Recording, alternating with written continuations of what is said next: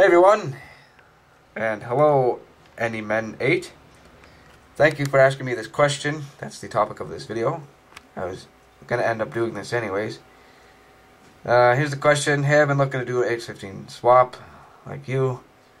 Automatic transmission is garbage, which is true. Can't find a list of anything, needs my help. And there's his Jeep. It's a ZJ, just like mine. Probably a 97. But anyway, here's the list, and it's quite large, so don't be intimidated by it, because most of it is little dinky things, like Allen wrenches, pliers, ratchets, and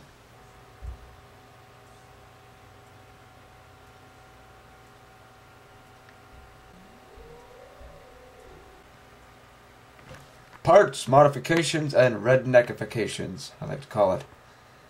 You need AX15 transmission, flywheel, clutch set, which includes the friction disc, pressure plate, alignment tool, white grease, that's not really needed, but it helps with installation, release bearing, and a pilot bearing, or bushing, whatever you like to call it. You also need a pedal set. I got my pedals from a 1988 XJ without the clutch safety depress switch, which is good. I recommend you do the same. It takes a few modifications, and I have a video on that, as well as other people on Jeep forum, especially Purple ZJ.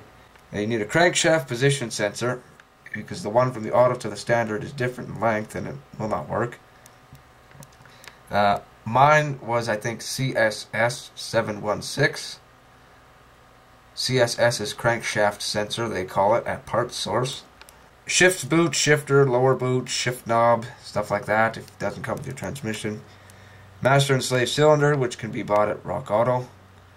Transmission mount, which I strongly recommend you do not buy from Rock Auto, because it will be the incorrect one, like that I got. You can make your own, not really make, but modify. That's what I did. I ended up reinforcing it with 2 half-inch circular steel bars, welded them to the bottom, and welded 2 3/8 plates on there to drill some new holes in. I don't recommend this. It will lower the cross member about 2 inches. It's not as strong as a proper mount. You need a dust cover. You can make your own. That's what I did. I recommend you make your own because you save money and a lot of time from going to the junkyard and ripping one out. By the way, the dust cover is very easy to make. Drive shafts need to be altered in length. The rear one needs to be 3 inches longer, and the front one needs to be 2 to 3 inches shorter. Now, if you compress the front one completely, it'll be a 1/4 inch to 1/2 inch, maybe 3/4 to 1 inch too long, depending on the transfer case and axle you have. Usually the high pinion data 30 in the front. But depending on the transfer case, it's going to be too long no matter what. That's why you need to shorten it. And the rear is going to be too short, so you need to lengthen it. All that because the transmission is 3 inches shorter. The 4x4 linkage you need, and bracket, you can buy this stuff off Rock Auto and other sites like Just Jeeps. But I modified my own. I cut off the upper bolts, turned it 30 degrees, welded it on, and that worked great. Then I drilled another hole, 1 hole, and that bolted up great. Used a few washers to make sure it's nice and flat. Simple. And then the bracket, I can't explain it too good. On the body of the Jeep, it kind of looks like this, and there's a bar that goes like this, horizontal, and the linkage is right here where the shifter connects to. And when you move your shifter, well, of course it needs to be balanced, so there's this bar that goes into this bracket on the floor of your Jeep, so it can turn easy. If that bracket wasn't there, it would turn like this and be all floppy and loose. That's why you need that bracket there, so it's nice and sturdy, so you can shift. What I mean by modify is you have to have a piece of 1/8 steel, which is on the bottom of this list, and get about a 4-inch piece, weld it to the original bracket, and make sure the hole is 3 inches further up, closer to the engine, so the transfer case rod, whatever you want to call this, can stick in that hole good. You'll understand once you start doing this. Tools, materials, and equipment. By the way, if you're wondering, the font that I'm using is is AX15 or however you pronounce that. Size 16. You need a lift or a driveway. If you have access to a lift or you have to, rent one, I strongly recommend it because it'll be much faster. It's much easier, less stress, less blood, less scrapes. It's much better. Jack stands and a jack if you don't have a lift. You need a transmission jack, that's recommended. A welder, it's optional, but if you're going to be modifying things and saving tons of money like me, it is recommended. I used a Lincoln 120 and a 180 set on G7. You need a socket set, preferably a good one with a bunch of stuff. Transmission fluid, you need 3 liters of a non-GL5 rated oil. Do not get GL5 rated oil, not even if it's compatible with it. If you read on the back of the bottle it says GL4 and GL5 compatible or rated, do not get it because it has added sulfur, which is corrosive to brass, which is a yellow metal, which are your synchros, and that will decrease the life of your synchros. I used Redline MT90 7590 GL4. It's almost 20 bucks a liter, but would you rather replace the transmission or do your oil? Transfer case fluid, you need 1 liter of a Mopar ATF plus 4. That works great. You need some Allen wrenches and Torx keys. I think a 10mm Allen wrench for the drain plug on the transfer case. The 15/16 wrench is for the fill plug on the AX15. It's almost a 1-inch wrench. You need a pump or fill hose, whatever you want to call it. It's optional, but if you're going to put up your transmission and then fill it, you need that. But if you're like me and you put up the transmission to the point where it's almost installed and then cut off the dipstick hose and use that as a fill hose, you save money and it gets done. Just make sure the transmission is level. You need some wrenches. I used gear wrenches because it's much easier. Instead of taking the wrench off all the time, you just spin it like a ratchet. You need a hammer or 2, screwdriver or 2, assortment of punches and pry bars, wire strippers, soldering iron, shrink tubing, toggle switch.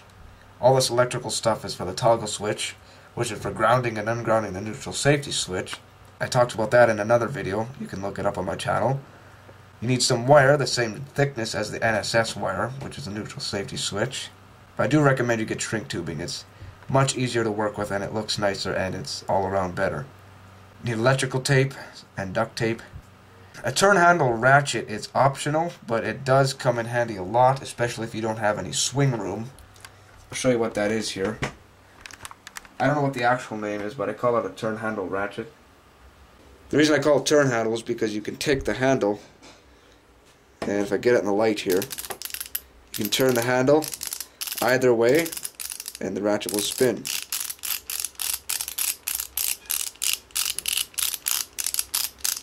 And then to reverse the direction, you just go ahead and switch that around and reverse the direction. And you could also use it as a conventional ratchet by swinging. Now you need an impact gun. That's optional, but it gets the job done way faster. Small mirror, circular mirrors, 2 inches. Those come in handy if you lose a bolt or something or can't find a bolt. Telescoping magnet. Again, if you lose a bolt, that's easy to grab it with that. Gloves if you don't want to get dirty. You need a hole saw for the master cylinder. I didn't use one, so that's optional. I used a Dremel with a carbide cone cutting bit. Pry bars, long and short. You can make your own if you have like spare metal laying around, or go to a metal recycling yard and just, easy to get a pry bar. Cut some metal to length and you're good. You need a drill for drilling holes to the master cylinder. Very sharp drill bits. Trust me, don't use dull bits. You'll be there for hours. Pliers, needle nose, channel lock, vice grips, etc. Safety glasses if you don't want to lose your eyes, because if you're using a Dremel, shit flies everywhere. Same thing if you're underneath, especially on a Jeep. Lots of dirt and mud under there. As I said before, Dremel with carbide cone cutting bit works great. Non-permanent Loctite. Now you're probably wondering, oh, why non-permanent? Don't you want it to stay in there? Well, yes you do, but if you get permanent Loctite, it's going to stay there forever. The reason I say non-permanent is because so you can remove it later. You need new flywheel bolts, which in my case were 1/2 inch -20, which is metric times 1 inch. So they're 1 inch long, 1/2 inch thick, metric. And any bolts and screws you break or lose, etc. You need 40 inches or 3 feet 4 inches of 3/8 steel. If you choose to modify the stock 42RE trans mount, it enables you to bolt up the cross member safely.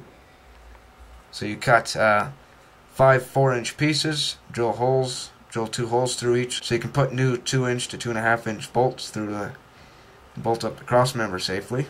I'll go into detail with that later. I'll make a video on my Jeep to show you all the modifications I did so you kind of understand better. You need 4 to 5 inches of 1/8 steel for the 4x4 linkage bracket I talked about a few minutes ago. And last but not least, if I didn't forget anything else, I'll list in the description, patience and understanding with an exclamation mark. That's a big one. Now I'm also going to write all of this in the description because I know you guys probably forgot what's up here. So you can just read it in the description. And I think that's about it. I'll go to my YouTube channel, tell you the names of those videos for the neutral safety switch and toggle switch. Alright, so here's my videos on my channel. How to wire a push starter, that's a good one if you want to learn something about toggle switches. How to adjust your handbrake, shifting, questions. Here we go, how to ground the neutral safety switch and update. That's what I'm referring to. Another oil you can use is AMSOIL MTG.